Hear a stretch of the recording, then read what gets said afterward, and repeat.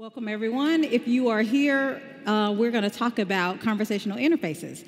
Now, we just had someone talk about Alexa, so this is a perfect transition because I'm going to talk about our new service. Well, it's not new anymore, but our service Lex in building conversational interfaces and how that actually works with Alexa. So stay tuned. We're going to do some fun things, and you can now tie the Alexa functionality to other things. So let me first introduce myself, Tara Walker. I am a technical evangelist. All that means is we talk and code and talk. I can't save in one soul, but I can code and talk to you and show you code. So let's get started with this. So what we're going to talk about today, like I said, the agenda is really simple. We're going to talk about the why and the what of conversational interfaces, the ins and outs of this thing called Amazon Lex. So you notice the name is kind of familiar. So Alexa, Lex, we're going to talk about that. And then we're going to actually do a demo. Let's put this to work. I always believe in doing demos. Let's show and prove actually what I'm saying if it actually works. We'll see. Live coding is always interesting. We'll hope the demo gods are with me today. So let's talk about the why and the what of conversational interfaces. And this is funny, actually, to talk about this because I'm following, an Alexa session, so you probably are all in about what conversational interfaces are. But that notwithstanding, let's look at this. Conversational interfaces, yeah, we need to talk. But conversational interfaces are the wave of the future. It is not just about talking to a device. It's talking to your phone. It's talking to your car. It's talking to your thermostat, turn the heat up, turn it down. It is now the new point and click. It's the new way that we actually interface with computing, is to actually talk to it. And this is the way we must think as developers to integrate into our new applications. The guy who really talked about this, Ron Kaplan, he actually runs, this is via Wired magazine, he actually runs the NLU, Natural Language Understanding Research and Development at Stanford. So he focuses on exactly what we're talking about. And this interface is the new wave of the future. So why? It's natural. We talk to each other all the time, sometimes even if we don't want to talk to each other. It's on demand. All you have to do is open your mouth and do it. It should be accessible. Anyone can do it. Therefore, you don't need things like if let's say for happen, I go get hit by a bus, and now that I don't have the ability to really function physically like I want to, that shouldn't preclude me from being included in actually interfacing with technology. So it's accessible to all. I think that's fantastic. And it's efficient. We really can cut down on a lot of costs at this point by really just using our mouths and opening it. But there's some challenges with anything that's new and cool. The first challenge is security. We want to make sure we're securely talking these devices, obviously for obvious reasons. You wanted to make sure you recognize your speech. So obviously, if you're listening to me, you hear that I'm not from Germany. And then you probably, oh, she's from the US. Probably hear the little twang. Yes, I am from the South, and it should recognize me too. Even though I do have this Southern accent, not quite, but a little bit of a drawl, it should understand me, just like it understands your dialect as well. So with speech recognition, it really needs to not only understand how I talk in inflection, it also needs to understand languages. So these are some challenges. If I want to put an interface out there that will both understand my Southern talk as well as people from other countries, we need to make sure that is something that is happening. We can infuse this into messaging platforms. It needs to be business logic. Do I want to do it in mobile? How do I test this across all these platforms? So these are the challenges that you have with this. So these are the considerations that you need to think about when building conversational interfaces. It's not that it's just cool to do. Yes, it is. But if you want to have a really effective chatbot, and whether that chatbot is working on your mobile phone, your car, or even Alexa, you need to understand some key things. The first thing is understand the conversation flow. If you're talking to someone and all of a sudden you break out with the robotic, I don't understand, please repeat, that doesn't sound natural. So the more natural you can make your chatbot to talk and interface, the more it should feel natural to the user. It's the best thing to think about. So really think about the conversational flow. If they are ordering, a cab, what will they ask? If they're booking a hotel, what will they more than likely ask? I'm going to need to know where and how and where and when and, do you want a certain room? These are things people, when they're talking to someone physically or even on the web, they want to know. So think about the conversation flow. What information that you need to get and capture? What is the intent? Notice I had that in a different color. What is the goal of your conversation? So too many people get into this is really cool and we're having a conversation and my bot is responding, but what was the actual end goal of your conversation? And when you start with the goal in mind, that makes this a lot simpler. Handle your errors gracefully. Add clarification points. So when we're talking to each other and I don't understand what you said, I can say, I don't get it. Well, what do you need to know? Or are you sure you want to come in on the 7th versus the 8th? Like, I can ask those questions. Well, those things will happen in a conversational interface for computing. So think about that as well. Test, and then test again. So testing isn't another color because as developers, I know we like to build and sometimes not like to test, but hey, testing is going to be your number one thing if you're doing this because you want this to feel natural. You want it to be adopted. Test, and then test again. And then finally, understand the metrics after your bot is deployed. And of course, people are like, oh, duh, metrics are important. But the metrics of understanding how people are using it or how people are not using it, or where the gaps are. So people are using my bots, but they're really having a problem booking hotels in New York because I'm not giving them enough list of hotels, or I'm not being specific about the borough that it's in, or whatever it is. You need to make sure that as you're testing, you get those metrics, you can evolve your bot because you have the information to do so. So Alexa, what is Amazon Lex? Well, this is really kind of great that you guys already had an Alexa talk because Lex is taking that power, the speech that you talk to your echoes, or if you're like my mom, you yell at your echo. You're taking that same technology, and now I'm taking that and being able to put it in other platforms. I can put it on the web. I can put it on my mobile. I can put it on my Raspberry Pi, and now have those things talk back to me, just like the device you guys hopefully use and love. You can build this once and deploy it anywhere. So I build this bot once, and now all those platforms I talked about, my Pi, the web, the mobile, my smartwatch, I can now put the ability to have this anywhere. Now, how cool is that? So as you see people yelling to your watch, you can also build something that people can yell to your watch and talk as well in computing. So I build this bot once, and now all of the platforms I want to talk to, whether it be my phone, my web, my watch, should I use the Facebook today? Maybe not. They're in trouble again. Okay, so I can Facebook, Slack, wherever, I can do that. And then it's enterprise ready. So you can actually leverage this for the enterprise. So I want to order something from, I don't know a place here, so I'm going to have to use a place in the U.S. I want to order something from Target, and I don't want to talk to anybody. I just want to order it.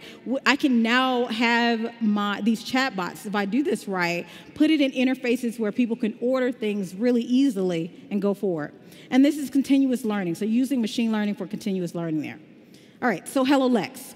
What are the graphical interfaces? That's the first thing you need to think about. You're going to think about, I'm going to have a graphical interface. It's going to go to the web. It's going to talk to it.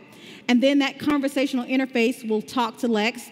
It'll spit text back, or it can spit voice back. So another great thing about Lex, as I'm infusing these voice interfaces, is I don't remove the ability to type.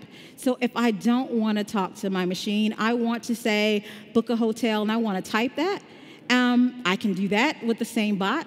But if I want to talk to it, I can also do that with the same bot. So I allow it then to use the way you want to communicate back in your conversational interface, or rather the users want to communicate back. I can now do it both in text and voice.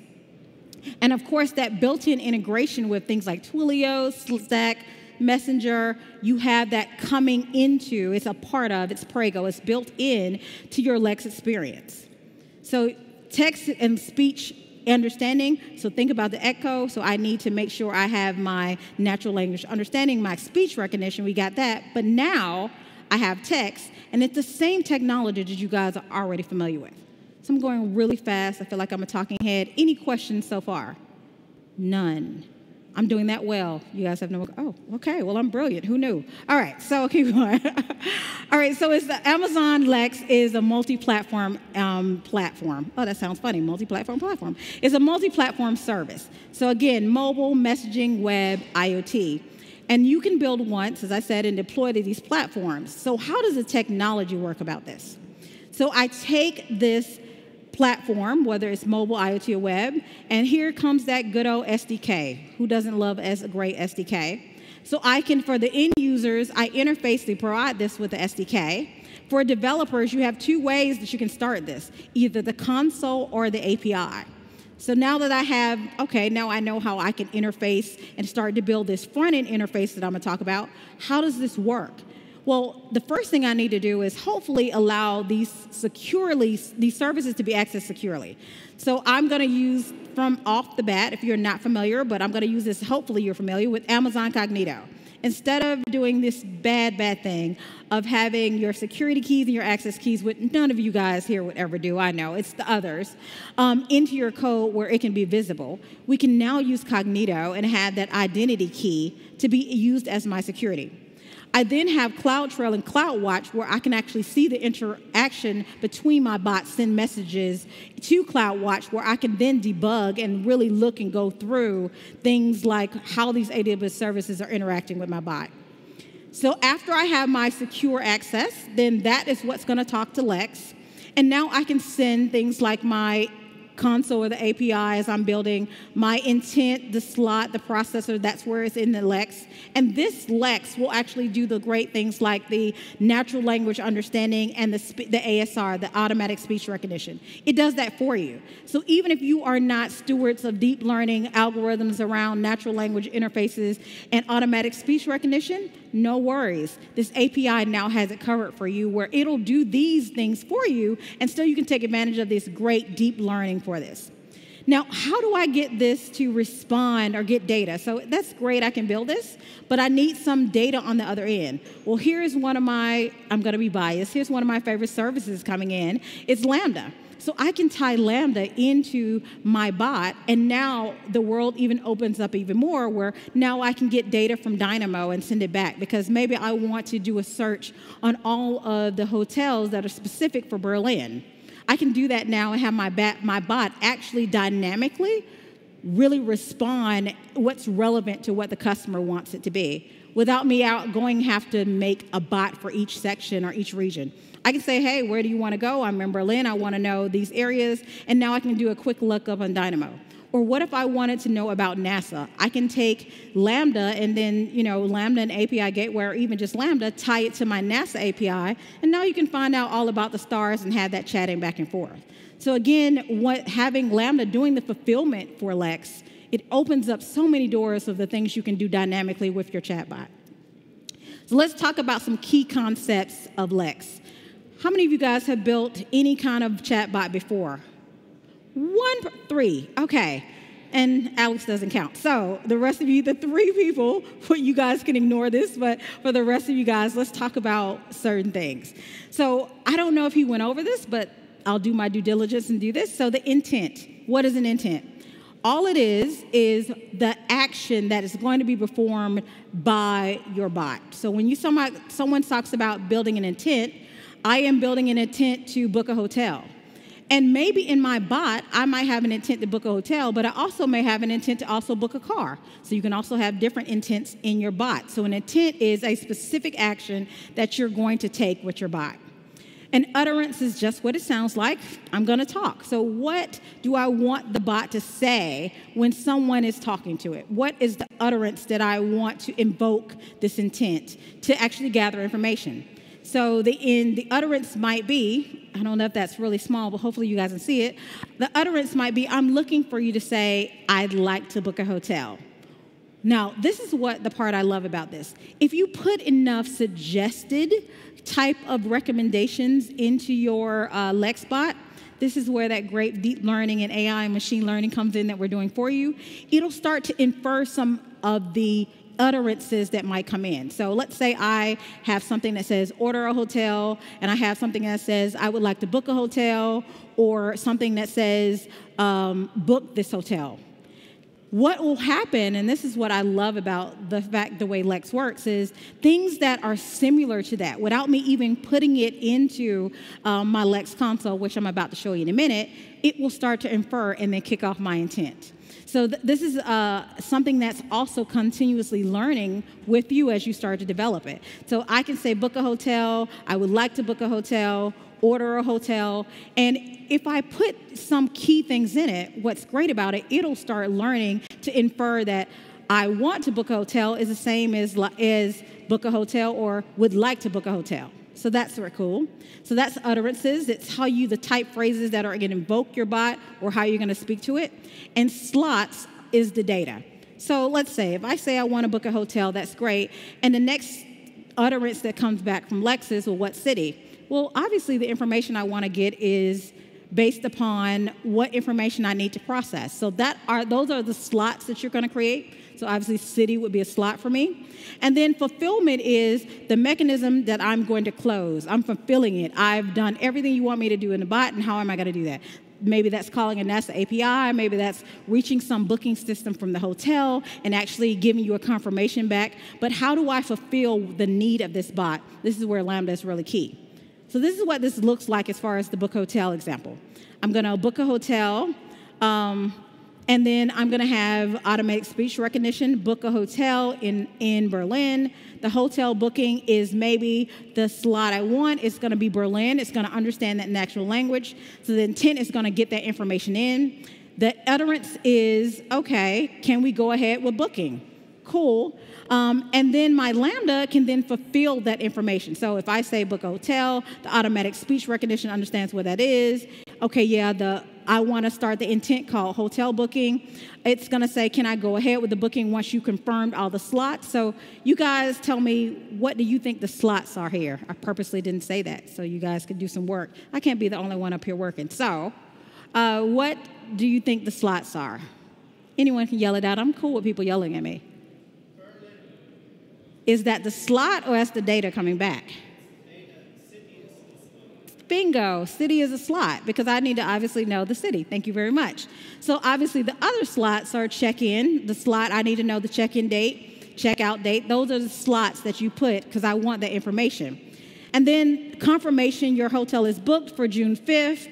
I can either have that come back to talk to you or it texts you. Now, if it comes back and it's speaking to you, because I'm getting text back, this is where another fantastic service of the Amazon AI services come into play. Lex actually uses Polly. If you're not familiar with Polly, Polly is our text-to-speech service. So Lex actually takes advantage of Polly, and when the data comes back about my booking, it can actually use Polly to actually speak that back. So not only can I type it and get the type response back, but I can actually have it speak it back to me as well. And Polly is a service that does that. Obviously, you can put Polly in other things as well, but Lex uses Polly to talk back and forth. And then finally, that confirmation, your hotel is booked. So slots. I would like to book a hotel. Berlin, we talked about city as a slot. So Berlin. Check-in date. So I want you to pay attention really quickly to the date. So let's say I said June 5th. Notice that when you see it on the screen, I said June 5th, but it says June 5th, 2018. If I use some of the custom slots to elicit data, then you can also build your own slots. But if I use some of the slots we provide you, not custom, the built-in slots, especially like date and time, it'll say, if I say June 5th, it will infer that June 5th means 2018, because that's the year that we're in. Or if I say tomorrow, and today is the 6th, so if I say tomorrow on here, it'll know that tomorrow is actually June 7th. Okay, do I know that? Yes, tomorrow is June 7th. And so it can infer that because I can use custom slots or built-in slots, and the built-in slots for dates is one example of it. So I'm going to elicit for slots, which means I'm just eliciting for data. Dialog management is you just want to make sure that you have a declarative model. So I would like to book a hotel, what city, the slots are city, check-in date, check-out date. You put the prompts in to how you want the Lex to ask for this information that you're trying to elicit for the slot. So this is the dialogue management. What city you're traveling to? I say Berlin. It'll fill in Berlin to the slot. And you see that prompt is how that happens. So make sure you're doing good dialogue management where you understand that if I want to book a hotel, there's some key things I want to know, and how do you talk back to it? Those are the prompts. You can also have multi-turn conversations. So what date do you want to check in? I told you tomorrow will resonate as June 7th versus it going, well, what day is tomorrow? But then I can say, great, after this, I can turn and say, and for how many nights? Or do you need a car with that? So I can have different types of turning conversations based upon response. And we make it super easy to set this up in the console. I can customize this, so would you prefer to stay downtown? So instead of just saying a city and slide and typical things, again, I talked about one of the key things with conversational interfaces is to think about how we talk to each other, how you want this to really be personified in your bot. So I might say something like, Would you, after I find out the city and everything else, I can say, well, would you prefer to stay downtown or uptown or wherever? And then these are based upon the common things of what is downtown and uptown, I can present hotels for that. And then yes, and then check in, etc. I can also re-prompt as necessary. So maybe, hey, I want to do it for June 5th. Well, I checked all the hotels for June 5th are booked because everyone's coming to the summit. So would you like another date? So I can also re-prompt for that slot if the information is not something that is either relevant, like June 5th, all the hotels are booked. Do you want to come in a day early? So you can actually customize and re-prompt for these slots as well. Finally, error handling. Well, not finally, but key thing error handling. So please, think about it. If I'm talking to my chatbot, just like you do with your Echo, sometimes it's just simply not going to understand you. It doesn't know what you're saying. So you want to make sure that you're responding with errors and how it's coming back and talking to you in a way that, one, does not interrupt the conversation. So I've seen a bunch of error checking that's very cryptic. Let's not do this. Remember, this is a conversational interfaces. Developers are not going to look at this. These are users to your bot. So you don't want to say, you want to say, hey, I don't understand that versus error 555, I couldn't parse your XML or something crazy, right? You want to make sure that it's really, that won't be good if you think about it. So, hey, sorry, can you repeat that? I think you want to do X, Y, and Z. Can you clarify? So make sure that you're clarifying by repeating the customer's request or asking them to repeat. Make sure that you use a different prompt every time when you do error checking. This is something that people do with conversational interfaces, and I know myself, it really annoys me. I'm sure you all been on the phone with some automated service and you call in the phone and they keep repeating the same thing. You press the button, we don't have that option. Can you pre-repeat? Then you press it again. We don't have the option pre-repeat. And you just want to throw the phone across the room? Yeah. So don't do that to other people. So if I am trying to clarify, sorry, can you repeat that? And then you can say, I'm having problems. I think you've seen this with, if you use Alexa a lot, I'm having problems understanding. Can you say it again? Or I think you said blah, blah, blah. If something, I think you're trying to do X, Y, and Z, whatever the intent's purpose is. But make sure you do a different prompt every time. Don't do like, the automated systems where you want to throw the phone across the room. And then if you just determine how many times you're going to ask or re-prompt, make sure you have a phrase that ends the conversation, even if you can't understand it. I'm so sorry the service is not available at this time. I'm so sorry I didn't understand. Can you try again in a minute? Or something really nice and appropriate to a conversation that you would do if you were standing in front of the person. You wouldn't go, you're dumb, I can't talk to you, be nice or try to be nice. So conversational interfaces. Lex maintains the context by actually storing the data throughout this conversation, storing those slots. There's another concept of storing the slots that are a little different. So we know we have the intent, that's the action, if you guys remember correctly. The slots, that's where I'm soliciting for the data. The prompts is what you're asking to get that data. What about session attributes? If I am ordering a hotel, more than likely, I kind of want to know the cost. So I don't want to get there and they go, oh, no problem. You're in Vegas and you booked a suite and it's $40,000 a night. You got that, right? Yeah, I kind of want to know the cost. So let's say either I've used Lambda or I'm doing some calculation. I want to get that cost back. Well, that cost is not a slot. You're not soliciting for that information. You're providing it. So as your session goes along, you want to store key things that have been processed throughout your data in what we call session attributes. So I may have requested that the hotel that they're booking, I said, yes, I want that Marriott hotel. The cost of the two hotels, I have three. One is for $100, one of $200 to $300. Which one would you like? They say, I want the first. You store that information. And then finally, you're going to take that information and you can confirm the interface. So confirm, store throughout. And again, this is how the flow as Lex works. And finally, we're going to make sure you know that this conversation, again, can be dynamic. So I want to book a hotel. I may totally change my mind and says, anything else today? Well, yes, I want to book a car as well. You can have, and I'll repeat this because everyone seems to not get it, but it's really cool. You can have multiple intents per a bot. So in my book a trip bot, I can have book a hotel, book a car, book the latest sighting, book a tour guide. You can put multiple intents within your slot that can be kicked off if anything else today. Yes, I want to book a car. Great. Let me, you can continue on with that conversation. So you can make your bots really dynamic, which is why I go back to the slide of the best practices. Make sure you're really thinking about your conversational flow. Now, Amazon Lex does versioning and Alias. So you may have some nuances of things you're putting out there new. So you can have an alias of, okay, well, I want to deploy something for dev, stage, and prod. Or I want to deploy something different from Europe than maybe I do in the US. And the basic premise of these bots are the same with maybe one or two nuances. Well, I can save those as different aliases and then edit those with different aliases.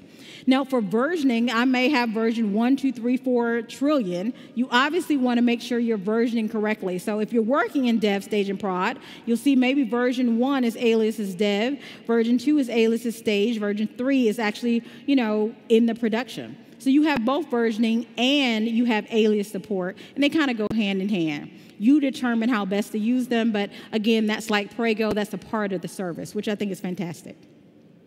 So once you pass that, and we kind of talked about this already, you use Lambda actually to do fulfillment of this. But another thing you use Lambda for, you can actually use Lambda not just for fulfillment, but to validate those responses. So I can integrate Lambda into the system, and you'll see it from the console we're going to hit in about 5 seconds. I can actually integrate Lambda into this where I can actually have it check to make sure the slots are fulfilled outside of Lex. So maybe I want to calculate some things and validate things that way. Or with the hotel, I want to first validate that all the hotels are booked, so I need to reprompt. So you can use Lambda for validation of the data, and you can also use Lambda for fulfillment. So after they said, yes, this is the one I want, I can actually go get the data for the cost and to confirm with the other system. The user input is actually parsed. So I'll show you how this comes across when we do this in a minute. It's actually parsed from intent and slot values, and then you can further process that before returning to the client, like updating the session attributes. So just really quickly, you want to make sure all of this is securely accessed with Cognito. So I'm going to come back to this really quickly. How does that work? You can do Cognito in multiple parts of this. So as a user, maybe to use this bot, because it's something like booking hotel, it requires money, you want them to sign in first, possibly. So with Cognito, you can use Cognito user pools and have us create a secure sign-in for you and the back end to support registering, sign-in, logging in without you having to build that yourself as a developer, which I don't know about you guys, I've built enough sign-in systems for the rest of my life. So having a Cognito user pool do that for me and me just say, hey, I want to capture email and phone number, and this is how I want them to register, and then present an interface for them is fantastic. So I can use Cognito to have a secure sign-in and guest experience. Then from using sign-in user pools to do that, then I can use actually Cognito identity pools to then have federated access to my secure federated access to my systems. So one is allowing them in, saying, yes, this token is valid. The second one is, how do I want to access those services? Well, you don't want to give the access to some system everything. So I can get really granular to say, okay, this identity pool can only run Lexbox. It doesn't have full access to it. And it can only use Poly, so read-only for Poly to fulfill information. So you can get really granular on the access to your services. So again, even the credentials of this identity pool, this token that gets created, is specific to what you want. And then that gives you access to the services. So you have two abilities there. You have your user pool. You can also use social media accounts with this, Facebook and like. And then you have your federated identities. So our deployment cycle is save, build, publish, and test. That will be your deployment cycle. I'm going to show that. And then the final thing before I demo is you can also take this, and this is what cool is with Alexa going first, is that I can take this once I finish my bot and export this to be Alexa skill. So now I can have a chat bot that does not just exist on my phone, my mobile, my IoT. It can also be used in my Echo. And I can just export this as JSON, a chatbot schema, into the Alexa skill builder, and now I have this bot running truly on multiple platforms, including the Echo device that you guys got, hopefully like so much just like I do. All right, enough talking. I feel like I've talked a whole lot. Let's do demo. This is the part I like. All right, so let me get out of this. Yep, cool. We're on the demo part. So 2 things. I will start, before I show this one, I'm actually going to create one from scratch really quickly so you guys see how this works. And obviously then I'll show you one that I've created.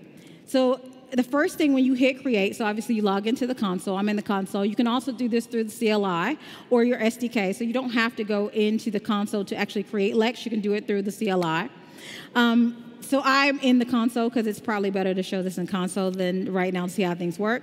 The first thing you'll see is you need to give your bot a name. So I can either create my own custom bot where I give it a name and I said, okay, I want it to output put in these voices. So I have voices that I can choose like Matthew. So if I want to hear what this voice sounds like, I am testing voice. And hopefully you guys have me. I don't hear anything. All right, let's try this again.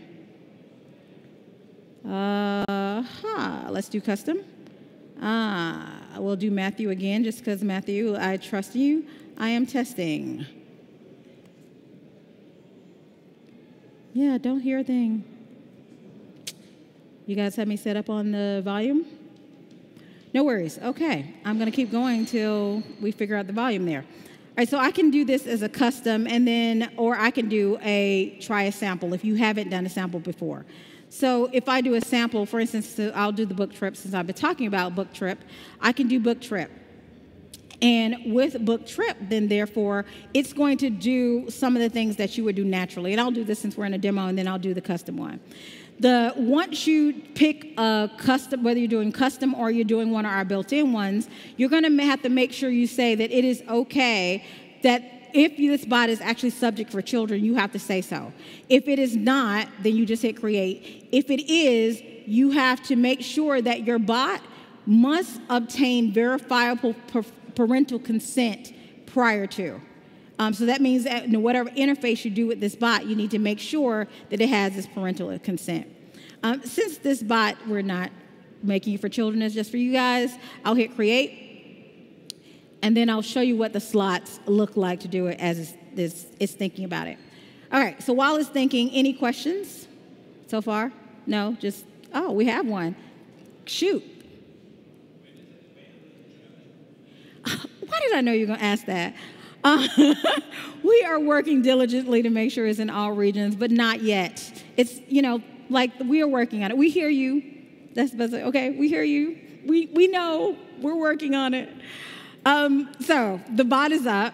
You'll notice a couple of things because I used a built-in one. I have a couple of slots or utterances rather already existing in it. Before I get that, let's actually talk about something let's go through what we talked about. So I have how many intents in this bot? Don't everyone rush to talk at once. Anyone want to guess at least? Everyone's like, I don't know. How many intents do I have in this bot? I got one.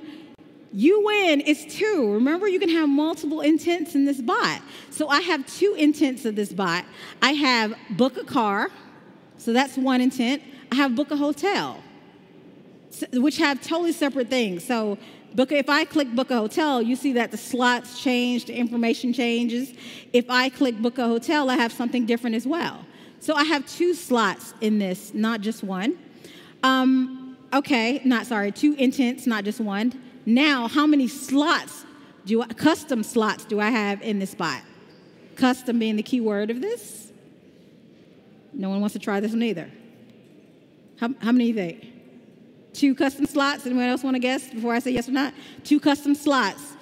Anyone else? Nope, I have 1.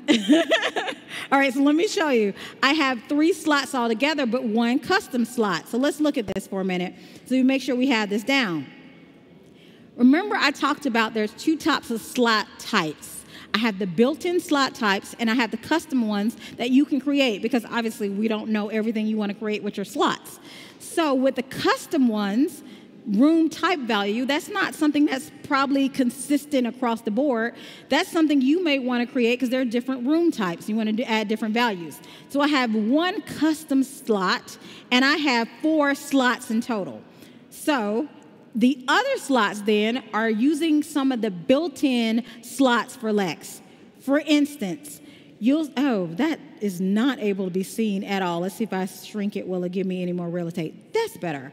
So you see for location, this custom one is using the city slot, well, specifically U.S. city slot. That's a built-in slot that we already have provided for you. So that's that slot being used. You'll see that check-in date is using the Amazon date. That's how I can say things like tomorrow, and it will know it's June 7th. We do that math for you. Trust me, date, time, algorithms are not as easy as people think, but okay. And then nights is a number, so we can actually expect that we want a number back there versus someone typing in foo for the number of nights. Kind of doesn't make sense. But room type values is something that's not built in because obviously that's not something that is consistent across the board. So you can actually create your own slot type and then give it the values. So it's just a slot type that you create is simply an enumeration. So I have two types of slot values here. I have deluxe, queen, and king, and I can add another one. I don't know. What's another hotel room type? Anyone? Say again? Double size. Okay, thank you. So I'll put double, and then I can add that to the intent. So you should probably save it first, I did it fast. But you can add, this is just an enumeration of the different types that will be valid on this. So I have 4 slot types. I have 2 intents. And then obviously I have error handling as part of this. So let's test this really quickly. So I'll build again. The process, remember I talked about the deployment phase. So remember I save the bot, and then I hit build. So I'm going to hit build here.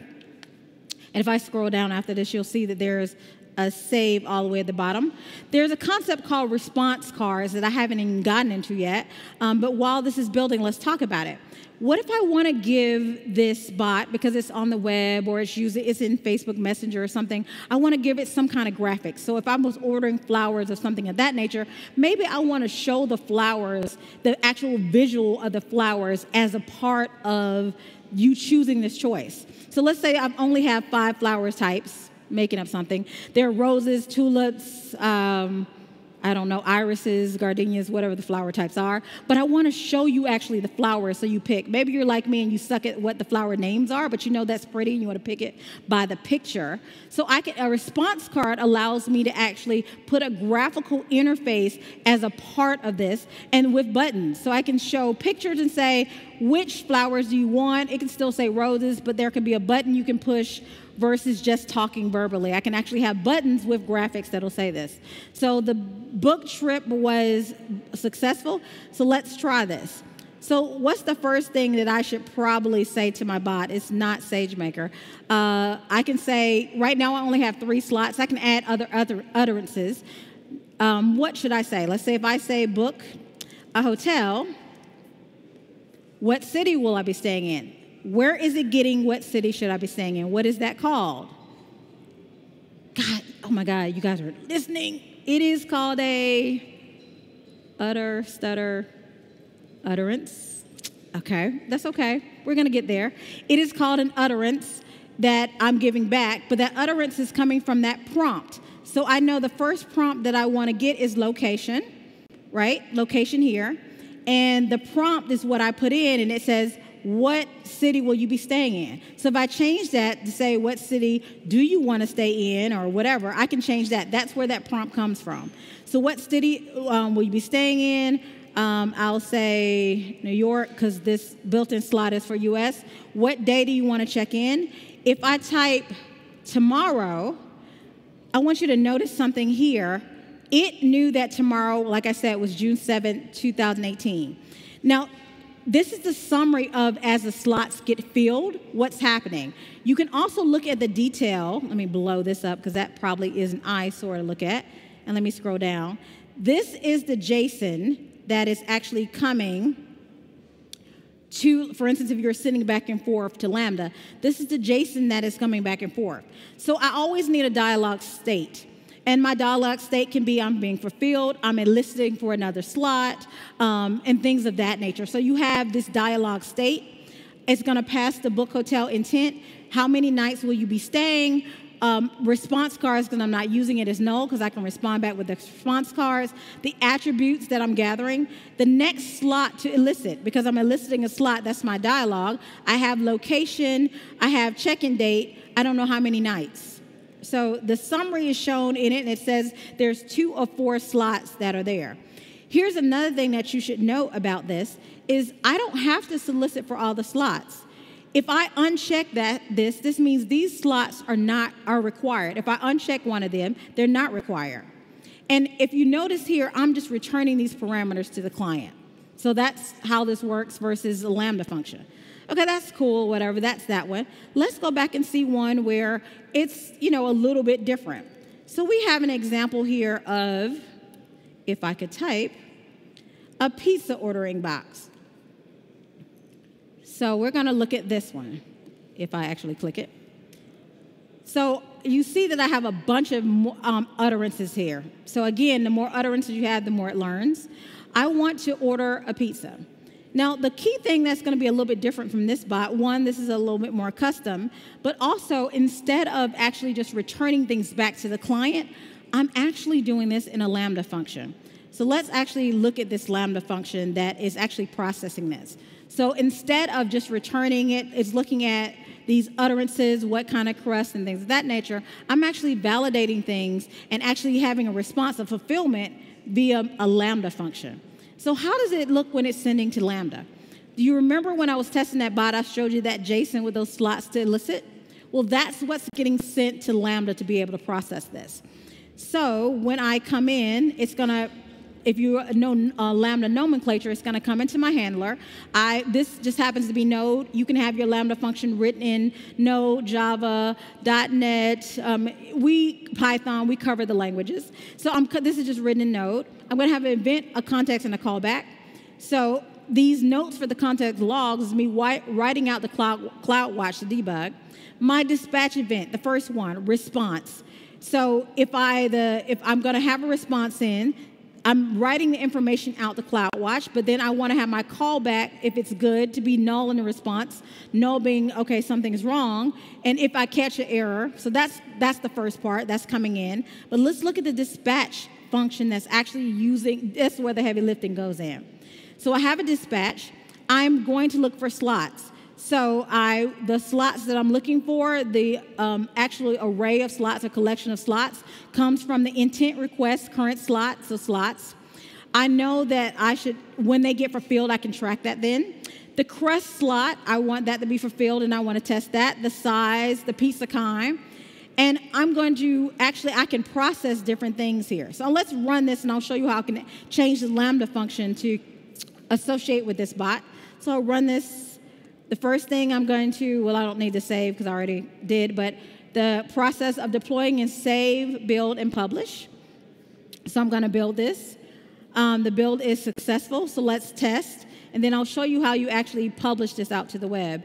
So I can say any of these or anything in between, because remember, it's learning also based upon the utterances I put in there. So order a pizza. Notice I left off the A. Well, let's move that so you can see. Notice I left off the A. I ordered a piz. I don't know what that is. But because machine learning could infer certain things, it knows that I meant order a pizza. What kind of crust would I like? You'll notice that these are all custom slots. If you look over here, I have 3 custom slots, crust, kind, and size. I want a thin. What size pizza do you want? Again, and I want a size. If I say large.